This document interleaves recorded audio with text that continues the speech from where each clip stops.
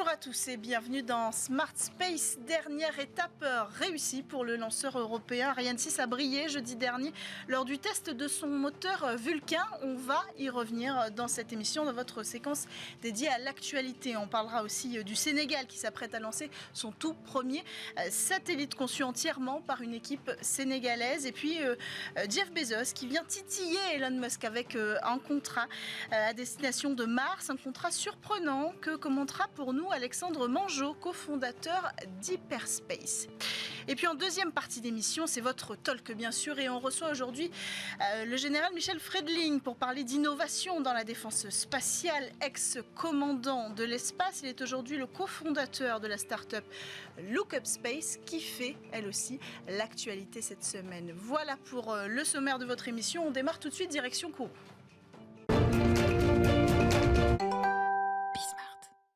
Dernier essai réussi pour Ariane 6 avant son vol inaugural. Jeudi 23 novembre à Kourou, le moteur Vulcain 2.1 de l'étage principal de la fusée s'est allumé et a fonctionné à pleine puissance pendant environ 7 minutes, un peu plus même de 7 minutes. Ça représente la même durée qu'une mission réelle pour envoyer un satellite en orbite. Seule différence ici évidemment, les boosters à poudre n'ont pas été mis à feu et la fusée est restée accrochée au sol. Alors avec ce test, c'est toute la chronologie d'un lancement qui a été mise à l'épreuve, débutant bien avant l'allumage moteur avec la veille, le remplissage des réservoirs d'hélium liquide. Prochaine étape donc, le vol inaugural prévu en 2024.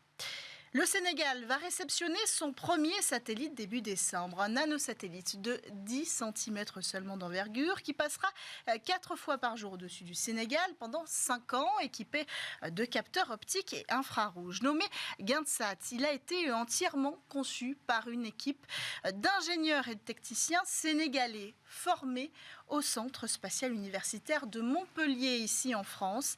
Un projet de 1,5 million d'euros porté par le ministère sénégalais de l'enseignement supérieur qui espère ainsi booster un nouveau secteur d'activité vecteur d'emploi. Alors au total, 8 ingénieurs et 5 techniciens ont été formés au Centre spatial universitaire de Montpellier, une formation qui a débuté en 2020. Et c'est aussi grâce à un partenariat similaire avec le Centre spatial de Montpellier que Djibouti avait, elle aussi, pu arriver au terme de son premier lancement de satellite. D'autres pays africains pourraient donc suivre la même stratégie. On murmure que le Cameroun s'intéresse à ce partenariat.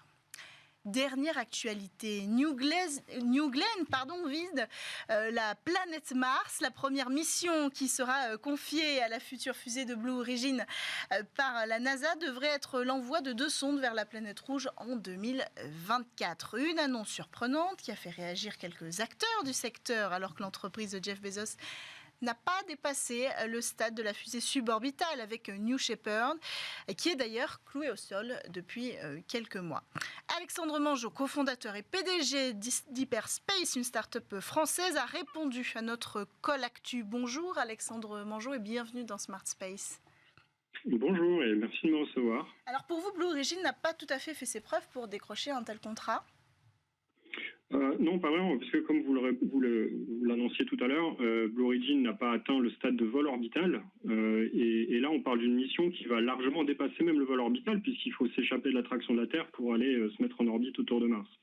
Donc on parle d'une mission qui est vraiment très très ambitieuse au regard de l'accomplissement. Je ne sous-estime pas l'accomplissement déjà de Blue Origin, parce que faire des vols habités, c'est quand même pas rien. Mais en termes de structuration de fusée, on n'est pas du tout sur les mêmes choses. Oui, vous l'avez dit, on a quand même une fusée New Shepard qui a été capable de faire un vol habité et de dépasser la ligne de Kármán. Et ça, c'était déjà une étape, un milestone technologique assez impressionnant. On peut se dire que c'était peut-être une des étapes les plus difficiles à franchir et que la voie est toute tracée. Vous vous dites que ce ne sera pas du tout la même chose. Alors, je suis peut-être pas le meilleur placé pour savoir si ce sera l'étape la plus dure à franchir, parce que moi-même, ma start-up n'a pas encore franchi cette étape-là. Ce qui est certain, c'est que le vol habité nécessite un très haut niveau de fiabilité des systèmes, et là-dessus, il faut du coup peut-être être confiant dans le fait que Blue Origin est capable de produire des systèmes complexes. Fiable. Néanmoins, la fusée dont on parle aujourd'hui, qui est opérationnelle chez Blue Origin, c'est une fusée qui reste très simple, relativement petite, mono-étage, monomoteur. Alors que New Glenn est une fusée bien plus grande, avec des niveaux de complexité qui sont sensiblement différents, puisque là on parle d'une fusée multi-étage avec plusieurs moteurs, des moteurs même de nature différente. Donc voilà, on attend avec impatience, je pense, ce vol de New Glenn, et c'est quand même assez, encore une fois, assez surprenant de de lui voir attribuer comme première mission une mission martienne, quoi. Il y avait d'autres acteurs pour prendre cette place, hormis SpaceX évidemment? Oh, alors là, c'est une excellente question. Je ne suis pas dans les papiers de la NASA. J'imagine que oui, il y aurait pu avoir d'autres acteurs. ULA, en l'occurrence, qui a déjà des lanceurs opérationnels, aurait pu, je pense, largement répondre à cet appel pour faire cette mission. Ouais. Est-ce que vous y voyez, comme plusieurs observateurs, suite à cette annonce, un espèce de coup de coude à SpaceX et peut-être de la part de la NASA et certainement de Blue Origin? Oui, c'est assez difficile de ne pas voir ce petit coup de coude à SpaceX qui, depuis le départ, la vision martienne portée par Musk est une empreinte assez forte sur la culture de SpaceX. Oui, clairement, je pense que, et puis c'est communément admis que Bezos et Musk ont un long passif de compétition entre eux. À mon sens, cette compétition est possiblement contre-productive, dans le sens où ça demande énormément d'efforts, de capital intellectuel, mais également de capital financier. Et ça me laisse... ça va pas sans rappeler ce qui se passe également en Europe sur la partie des micro-lanceurs, puisque là aussi, il y a une compétition assez féroce entre tous les acteurs qui développent peu ou prou à peu près la même chose. Donc...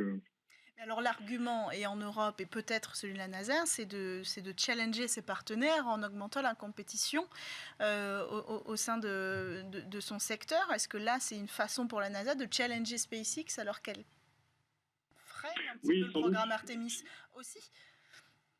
Sans doute, on peut voir de la NASA peut-être une volonté de rappeler à SpaceX qu'il y a des concurrents aux États-Unis. Effectivement, Starship est en retard sur le planning initial, notamment si on veut lui voir faire la mission Artemis qui lui a été attribuée dans les temps. Mais bon, j'ai envie de dire quel lanceur n'est pas en retard aujourd'hui. Voilà. Et voilà, donc peut-être que ça va... Enfin, je pense pas que ça accélère le programme Starship en lui-même, mais peut-être que ça rappellera à la direction de SpaceX qu'ils ne sont pas les rois sur la montagne et qu'il y a d'autres possibilités pour la NASA. Alors c'est intéressant, vous l'avez dit, hein, vous-même vous mettez au point un système de propulsion pour lanceurs, un système hybride, on en a déjà parlé dans cette émission. Donc ça veut dire que vous pourriez chausser les chaussons de Blue Origin et imaginer, enfin est-ce qu'on pourrait imaginer en tout cas en Europe un contrat semblable au même niveau de technologique? Alors, je l'appelle de mes voeux, bien sûr. Par contre, la technologie de propulsion qu'on développe, elle est vraiment innovante dans le sens où, à ce jour, aucun système propulsif avec notre technologie de propulsion n'a atteint l'orbite. Ce que je voulais dire tout à l'heure par ma remarque vis-à-vis de ce qui se passe en Europe, c'est qu'aujourd'hui, vous avez une dizaine d'acteurs en Europe qui développent un micro-lanceur, alors avec des charges utiles plus ou moins différentes, mais globalement toutes basées sur la même technologie de propulsion. Évidemment, il faut qu'en Europe, on rattrape notre retard par rapport à ce qui se passe du côté nord-américain, mais je pense que cette compétition avec un trop grand nombre d'acteurs est contre-productive. En ce qui concerne Hyperspace, nous, on développe une nouvelle technologie de propulsion et on sera bien heureux de la mettre à disposition des prochains acteurs du spatial pour avoir un avantage compétitif par rapport aux technologies qui sont aujourd'hui utilisées et même du côté nord-américain. Voilà. Merci beaucoup Alexandre Mangeot d'avoir pris le temps de réagir à cette actualité avec nous aujourd'hui. Je rappelle que vous êtes cofondateur et PDG d'Hyperspace. On enchaîne quant à nous avec le talk sur Bismart.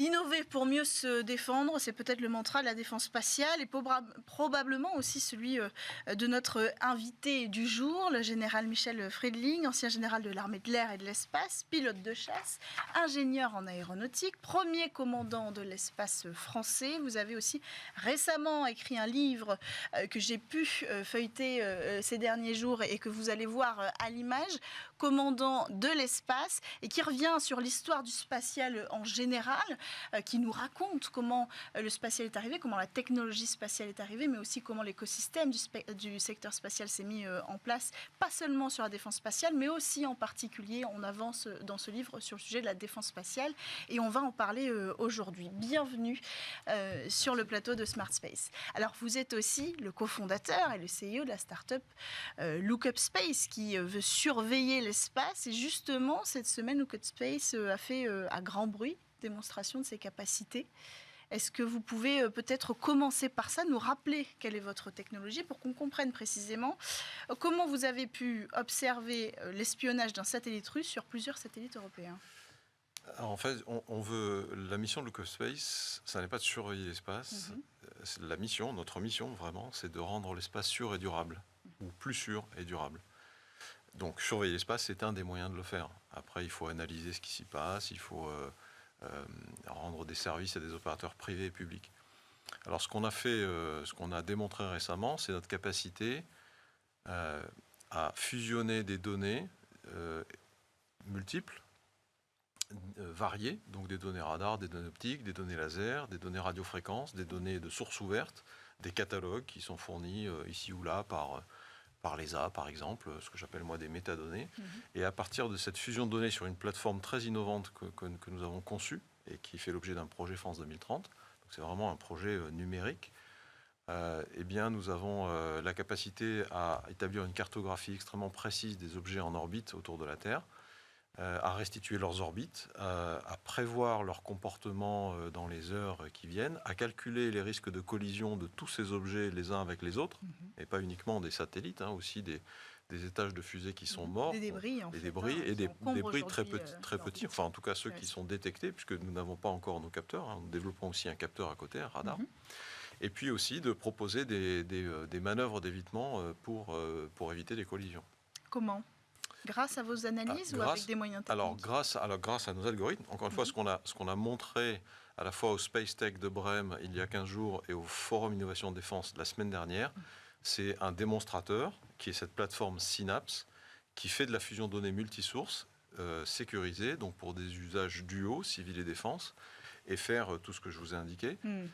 On ne dispose pas encore de nos propres données. Donc on dépend encore des données fournies par des partenaires, qu'ils soient étatiques ou commerciaux. Donc aujourd'hui, c'est la plateforme et vos algorithmes qui ont fait leurs preuves dans ce cas précis. Oui. Et demain, vous apporterez une totale indépendance sur votre technologie puisque vous aurez les moyens de générer vos propres données. En tout cas, sur les données radar, puisque nous, on développe un radar et on va déployer un réseau de radars autour de la planète. Donc, c'est quand même un projet très ambitieux. Faire un radar, ça n'est pas quelque chose de très simple. Vous n'êtes pas les premiers à vous y essayer d'ailleurs. Non, et ça coûte très cher. En plus, on va en déployer plusieurs. Donc, vous voyez que c'est un sujet, c'est un vrai sujet. Là, je vous ai décrit la partie numérique du projet, mais il y a un vrai sujet industriel aussi. Et donc, évidemment, quand on aura nos données issues de nos radars, et on veut aller très vite, on veut déployer le réseau en moins de 5 ans. Donc, lorsqu'on sera capable de faire ça, à ce moment-là, avec cette plateforme de fusion de données, auquel on ajoutera encore une fois des données issues d'autres réseaux, d'autres capteurs, d'autres fournisseurs, là, on aura un outil extrêmement performant. Mais déjà, ce qu'on a montré au Space Tech et au Forum Innovation Défense, c'est un outil qui n'a pas d'équivalent en Europe aujourd'hui. Nous avons vu passer sur notre stand, que ce soit à Brême ou à Paris, des concurrents, des partenaires, d'autres industriels. Nous avons vu passer le délégué général pour l'armement, nous avons vu passer Bruno Bonnel. Je crois que le mot qu'on a le plus entendu, c'est bluffé. Voilà, je crois qu'ils ont tous été bluffés par ce qu'on fait aujourd'hui. Et alors aujourd'hui, est-ce que vous pouvez peut-être, alors on appelle ça butiner, c'est ça que vous avez permis de voir, donc c'est votre plateforme qui a permis de repérer, pour que ce soit clair pour les gens qui nous regardent, qui n'ont pas forcément conscience à quel point des technologies numériques peuvent aider à surveiller ou à rendre l'espace plus sûr, évidemment. En l'occurrence, on a pu observer un autre satellite butiner. Alors, qu'est-ce que ça veut dire butiner ? Alors, pour être honnête, d'autres l'ont vu. Nous ne sommes pas les seuls à l'avoir vu. Nous, ce qu'on est capable de faire, c'est à partir des données, et encore une fois, ce ne sont pas nos données, donc on utilise les données d'autres fournisseurs. Et en France, vous avez des gens comme Ariane Group, avec leur service GeoTracker, qui a changé de nom, qui s'appelle Helix maintenant, qui savent faire ça également. Aux États-Unis, Slingshot, qui est une société américaine, a fait une communication publique il y a quelques semaines sur le sujet. Nous, ce qu'on est capable de faire, c'est de suivre en permanence et d'établir les positions orbitales de ces objets-là. Et donc, on est capable de dire, il a été à côté de tel objet, il est en ce moment à côté de tel objet, il est en train de se déplacer, il va aller vers telle position orbitale, il y est. Et donc, on sait aujourd'hui qu'il est à proximité, à très grande proximité. Alors, en orbite géostationnaire, c'est quelques dizaines de kilomètres. Voilà, donc, de Telsat 3B. Et puis, dès qu'il va bouger, on le verra et puis on pourra communiquer dessus. D'accord. Est-ce que, alors vous venez de l'autre côté, finalement, du secteur de la défense. Vous êtes aujourd'hui... Vous êtes aujourd'hui un moteur de l'innovation de la défense spatiale. Est-ce que ce secteur est favorable à l'innovation ? Moi, j'ai choisi de quitter l'uniforme parce que je pense que j'avais un rôle à jouer dans le secteur privé en construisant cette société et ses capacités qui sont utiles à la fois au secteur défense et au secteur public, privé, commercial. Il y a des opérateurs commerciaux qui ont des besoins aujourd'hui. Et donc cette compétence-là, il était temps de l'utiliser avec mon associé, Juan Carlos Dolado, qui vient du CNES, l'Agence spatiale française, et qui est un expert des débris et de la surveillance de l'espace. Et donc je pensais que j'étais plus utile en créant cette société et en développant de manière très agile et très rapide et en innovant un produit qui peut répondre à ces besoins, parce que moi j'ai une bonne connaissance des besoins militaires par mes fonctions antérieures. Juan Carlos a une bonne connaissance des besoins civils, du secteur commercial, public. Et donc, on a réuni une équipe incroyable de talents.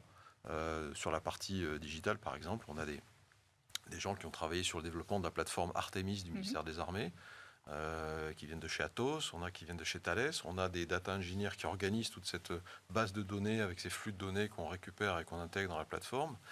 On a des gens qui sont ensuite chargés de développer les algorithmes.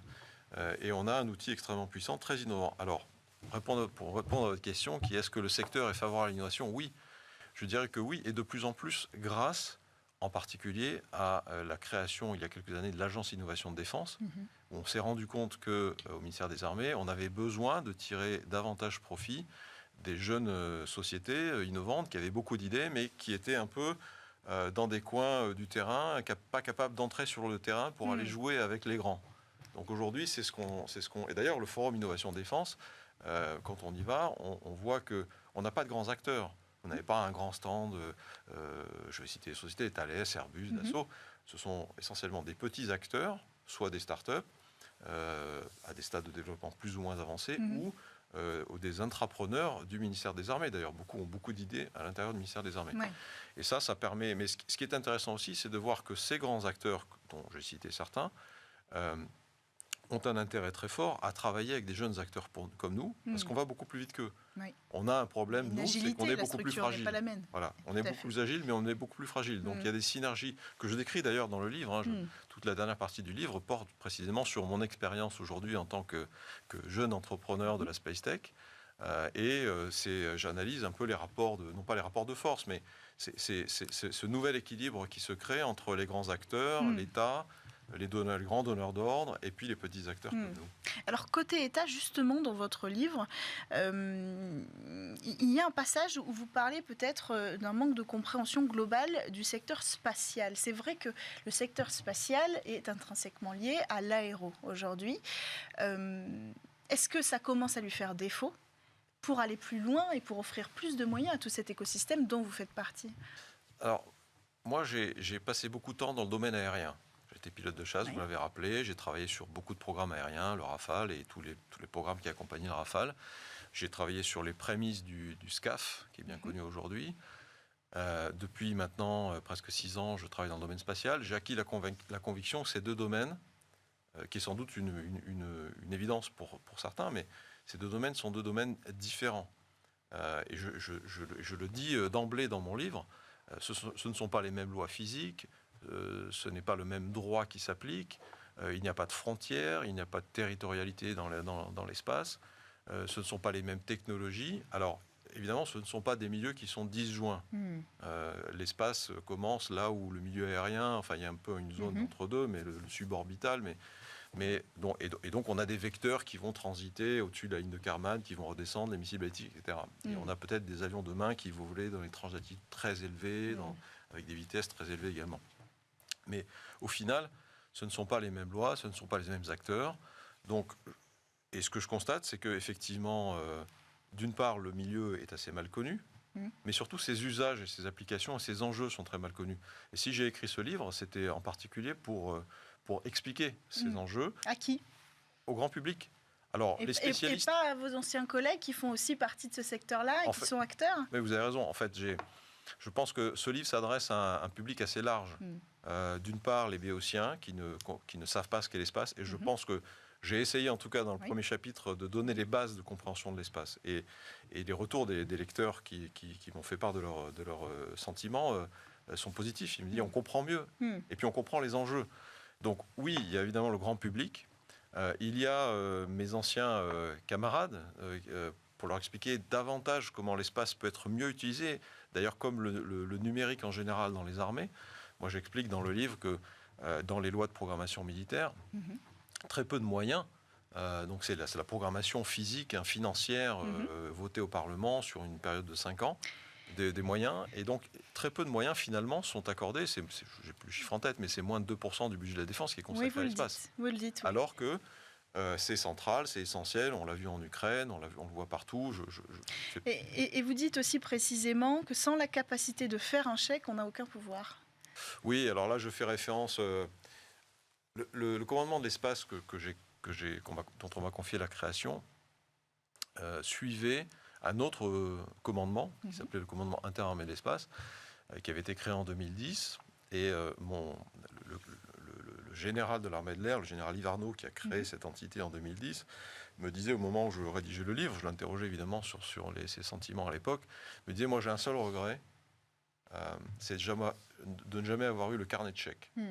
Parce que si vous n'avez pas d'argent, si vous n'avez pas la capacité à dépenser de l'argent, vous n'avez pas de pouvoir. En fait, vous êtes prescripteur de besoins, mais après, vous avez un certain nombre d'acteurs qui vont vous expliquer qu'il n'y a pas les ressources, que ça n'est pas possible techniquement, administrativement, ou que, en réalité, ce besoin n'est pas justifié. Mais alors, est-ce que ça veut dire que, et peut-être c'est aussi ce que vous avez fait, mais que pour garantir l'innovation dans le secteur spatial, il faut aller chercher des fonds privés ?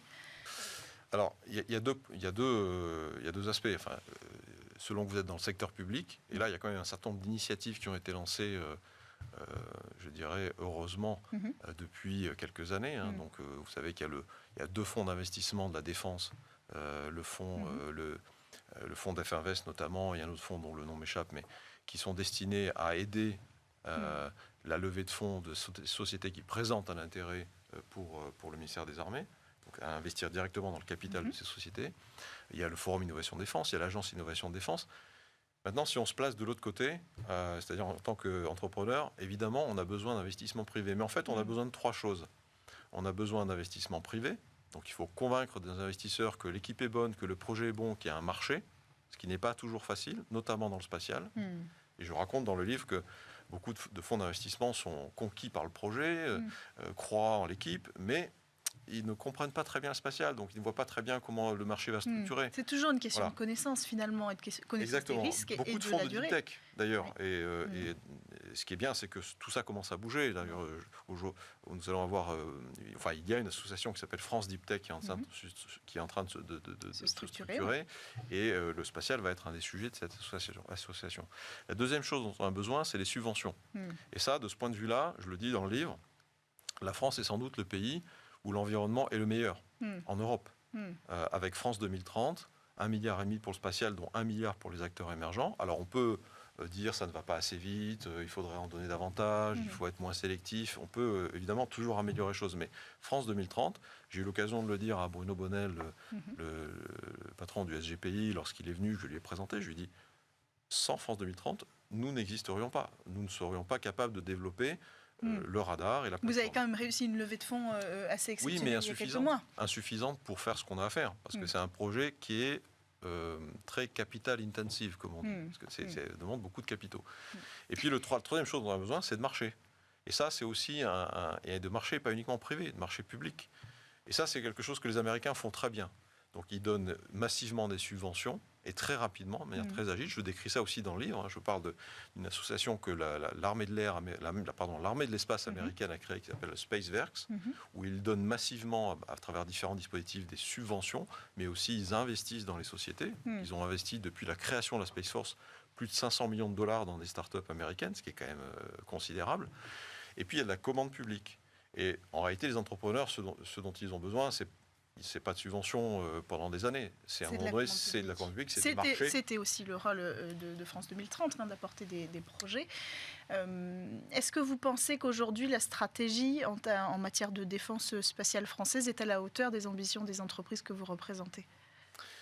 Moi, je pense qu'on peut toujours aller plus loin. Et j'espère qu'on ira plus loin. Je pense que vous savez, les choses évoluent très très vite. Donc, nous avons une stratégie spatiale de défense en 2018 qui est sortie en 2019, création du commandement de l'espace. On est déjà en 23, quasiment en 24, on est 5 ans après. Donc, on fait des livres blancs tous les 5 ans, on fait des plans, des livres blancs dans d'autres sujets tous les 5 ans. Je pense qu'on pourrait se reposer la question de savoir si les moyens qui sont aujourd'hui alloués à l'espace dans le budget de la défense, et notamment aux acteurs émergents, et les dispositifs qui permettent de les intégrer dans des grands programmes, sont suffisants. En tout cas, en termes de stratégie, je pense que les fondamentaux sont là, et on a une stratégie qui était quand même assez ambitieuse. Après, en termes de déclinaison, on peut sans doute aller plus loin. Un dernier mot peut-être pour parler d'innovation, de stratégie d'innovation. Qu'est-ce qui, de la stratégie de la défense ou de l'innovation précisément, constituerait la meilleure défense spatiale ? C'est-à-dire, je m'explique, est-ce que c'est indispensable aujourd'hui pour garantir une défense spatiale satisfaisante, surtout quand on ne parle pas d'attaque, de capacité d'attaque ? Moi, je pense et je dis dans le livre, et c'est la raison pour laquelle je me consacre à cette société aujourd'hui, à Look of Space, c'est que la première chose à faire, c'est de rendre l'espace transparent. Voilà, il faut voir ce qui se passe dans l'espace. Aujourd'hui, on est sinon aveugle, on est très largement myope. Donc il faut développer des capacités dans des partenariats publics-privés. Il faut des capacités patrimoniales. Et là, il y a des programmes qui sont confiés à des grands primes, des grands industriels. Et il y a des opérateurs dits de confiance, et on espère en faire partie, qui sont capables de fournir ou de compléter ces capacités par des services qui sont...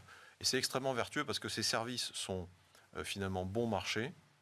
C'est nous qui supportons les investissements. C'est nous qui créons des emplois. Ce sont des contrats qui sont réversibles. Donc vous n'êtes pas engagé avec un système qui vous a coûté des dizaines ou des centaines de millions d'euros et qui ne fonctionne pas exactement comme vous le voudriez, que vous allez garder pendant 15 ans. Pour ça, il faut s'assurer qu'il y ait plusieurs acteurs pour pouvoir rebondir. Et nous, ça nous permet ensuite d'aller conquérir des marchés à l'export. Donc je pense qu'il y a tout un équilibre à trouver qui peut être extrêmement vertueux dans notre domaine comme dans d'autres. Merci beaucoup, Michel Friedling, d'avoir pris le temps de venir sur le plateau de Smart Space pour nous parler notamment de votre livre qui est paru il y a quelques semaines, Commandant de l'espace, et qui revient sur l'histoire de la technologie spatiale et des ambitions spatiales françaises. Mais on va d'ailleurs beaucoup plus loin. En réalité, on part aussi à l'international. Merci à tous de nous avoir suivis pour cette émission. À la production, Lily Zalkin. Je vous rappelle que l'émission est disponible sur toutes les plateformes de podcast et je vous dis à la semaine prochaine sur Bismart.